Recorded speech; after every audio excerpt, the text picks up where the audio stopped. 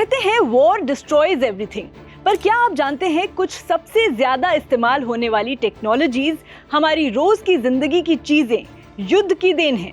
Microwave oven, GPS, jet engine, computer, ये सब लड़ाई के मैदान में बने। तो आज समझते हैं कैसे वॉर्स ने तमाम डिस्ट्रक्शन के बीच टेक्नोलॉजी को आगे बढ़ाया। मेरा नाम है हरीम और आप देख रहे हैं स्विच। सबसे पहले बात करते हैं माइक्रोवेव ओवन की। माइक्रोवेव ओवन जो आज हर घर में है, उसकी कहानी शुरू हुई वर्ल्ड वॉर 2 में।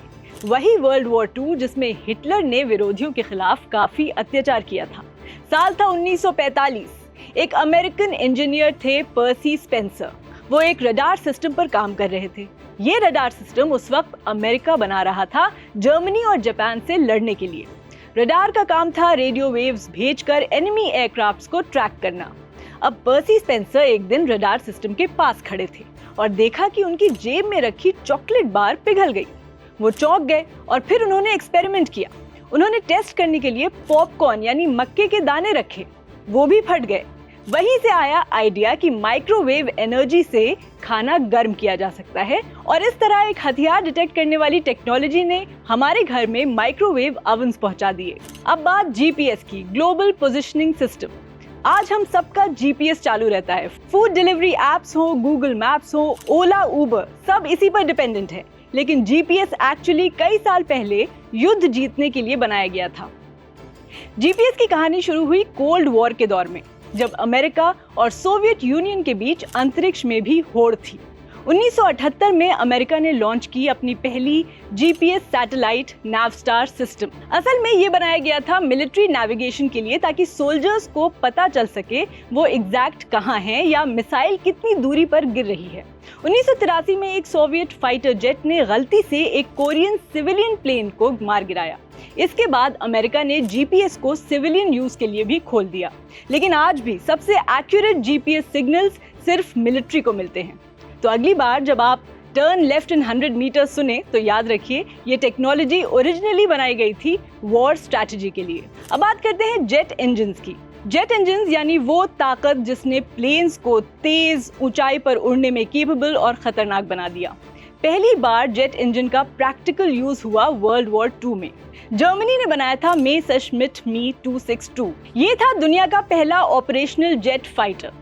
इसकी रफ्तार इतनी तेज थी कि अलाइड एयर फोर्सेस हैरान रह गए। फिर ब्रिटेन ने भी अपना जेट फाइटर लॉन्च किया, ग्लोस्टर मीटियोर। इस टेक्नोलॉजी ने पोस्ट वॉर एरा में कमर्शियल एविएशन को भी बदल दिया। लंबी दूरी के सफर आसान हो गए। आज के बोइंग और एयरबस जैसे प्लेन्स उसी जेट प्रोपल्शन टेक्नोलॉजी से इंस्पायर्ड हैं। मतलब जो टेक्नोलॉजी इनिशियली वॉर्स में बम गिराने के लिए बनी थी, आज उसकी वजह से आम लोग कुछ घंटों में दुनिया के एक कोने से दूसरे कोने आराम से पहुंच जा रहे हैं। Computers, the game changers in the history of Mankind. आज जो कंप्यूटर हम और आप यूज कर रहे हैं, लैपटॉप, मोबाइल फोन, उसकी शुरुआत भी एक वॉर प्रोजेक्ट से हुई थी। वर्ल्ड वॉर 2 के दौरान ब्रिटिश इंटेलिजेंस को चाहिए थी एक ऐसी मशीन जो नाजी जर्मनी के कोड्स तोड़ सके। एलन ट्यूरिंग ने बनाया था पहला प्रोटो कंप्यूटर, जिसका नाम था द बॉम्ब, जिसने जर्मन एनिग्मा कोड्स को डिक्रिप्ट किया। उधर अमेरिका में आर्मी ने ENIAC नाम की एक मशीन बनाई जो आर्टिलरी ट्रैजेक्टरीज कैलकुलेट करने में मदद करती थी।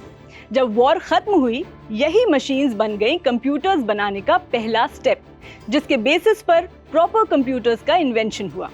यानी एक तरह से देखा जाए तो आज का AI, Google search, WhatsApp indirectly उसी वॉर टेक्नोलॉजी का एक्सटेंशन है।